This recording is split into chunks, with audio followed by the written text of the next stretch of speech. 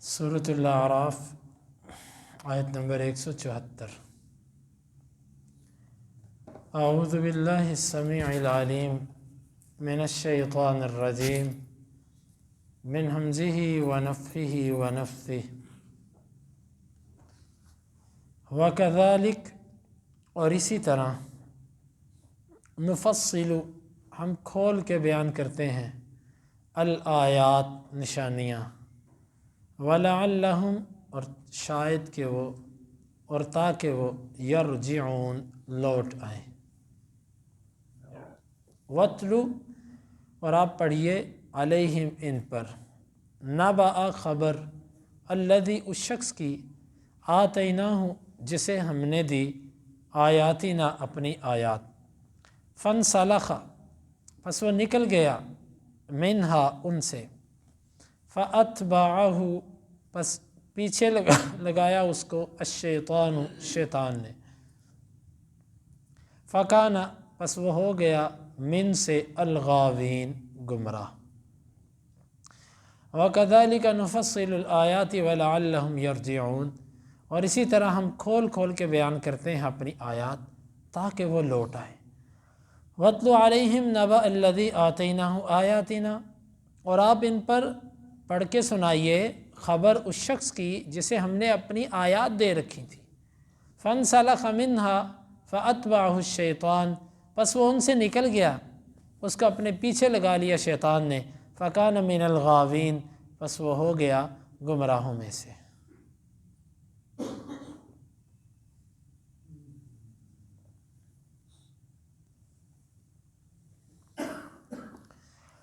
अल्लाह ताला ने इस पहली आयत मुबारक में फ़रमाया कि जिस तरह हमने बात खोल दी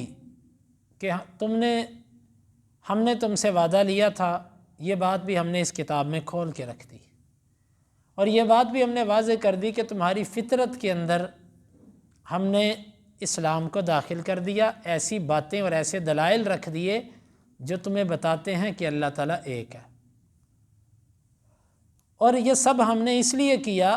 कि कहीं क़यामत के दिन तुम हमें ये ना कहना कि अल्लाह में इससे गाफिल थे, इसीलिए दुनिया में हमने हर चीज़ तुम्हारे लिए खोल के रख दी। या ये ना कहना कि ये काम तो हमारे बड़े करते आ रहे थे, तो हम तो उनके बच्चे थे, उनकी देखा देखी हम भी ये काम करते रहे, ये ना कहना। ये दोनों बातें बयान करने के बाद अल्लाह ने फरमाया हम ऐसे ही हर बात दुनिया में पूरी तरह खोल देते हैं, जिस तरह हमने ये बात खोल दी, ताकि जो लौटना चाहे वो लौट आए, अल्लाह की तरफ पलट आए। इसीलिए हम दुनिया में ये मामलात खोल के रख देते हैं। इसके बाद अल्लाह ताला ने जो आयत मुबारक ज़िक्र की है उसके बारे में मुफस्सिरीन की दो आरा हैं। पहली राय तो ये है कि ये एक शख्स था बनी इसराइल के अंदर जिसका नाम बलअम बिन बाऊर था, और अल्लाह ताला की आयात का, तौरात का बड़ा इल्म था इसके पास, बहुत बड़ा आलिम था और बड़ा मुस्तजाबुद दावात था। अल्लाह से दुआ करता, इसकी दुआ कबूल होती, और वाफर अल्लाह ताला ने इसको इल्म से नवाज रखा था। इसने मूसा अलैहिस्सलाम के दौर में ये था, ये शख्स बस दुनिया के माल की खातिर इसने अल्लाह के हुक्म की नाफरमानी की,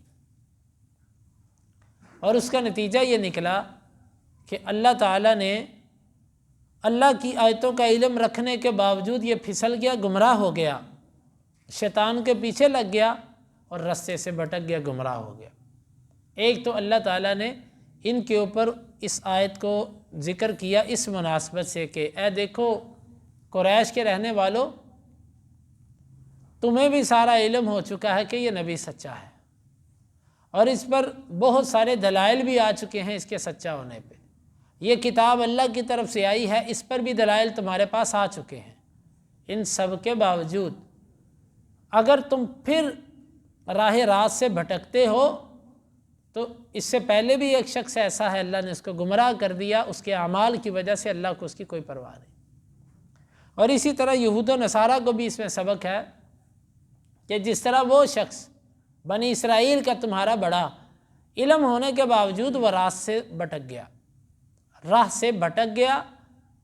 और उसने इल्म को तर्क करके दुनिया की खातिर अपनी आखिरत तबाह कर ली, تم بھی اگر تورات اور انجیل میں اس نبی کی پیشین گوئیاں پڑھنے کے باوجود اگر تم اسی شخص کی طرح رہے تو پھر یاد رکھنا کہ تم بھی اسی طرح ذلیل و رسوا اور گمراہ ہو جاؤ گے۔ اور دوسرا قول مفسرین کا اس بارے میں یہ ہے کہ یہ آیت اللہ تعالیٰ نے ایک مثال کے طور پر پیش کی ہے، اس سے خاص ایک شخص مراد نہیں ہے، بلکہ ہر وہ شخص جس کے پاس اللہ کی کتاب کا علم آیا یا دین کے کسی مسئلے کا علم آیا، پھر اس نے دنیا کے مال اور دنیا کی غرض کی خاطر اس مسئلے کی مخالفت کر دی، تو اس کو شیطان نے اپنے پیچھے لگا لیا، وہ گمراہ ہو گیا۔ یعنی کہ اس میں ایک شخص کا واقعہ نہیں بلکہ اللہ تعالیٰ نے تمثیل کے طور پہ اس میں ہر اس شخص کو داخل کیا ہے کہ جو اس کی مثل تھا، جو یعنی کہ ہر وہ شخص جو آیتوں کا یا کسی حدیث کا علم ہونے کے باوجود دنیا کے مال کو اس پر ترجیح دے اور اس پر عمل نہ کرے تو وہ اس کے اندر داخل ہے۔ آگے پھر اللہ رب العالمین نے اس واقعے کو بیان کیا ہے، انشاءاللہ العزیز ہم بھی اس پر گفتگو آئندہ درس کے اندر کریں گے۔ اللہ رب العالمین سے دعا ہے کہ اللہ تعالی ہمیں ان آیات کو سمجھنے کی اور ان کے تقاضوں کو پورا کرنے کی توفیق عطا فرمائے۔ آمین۔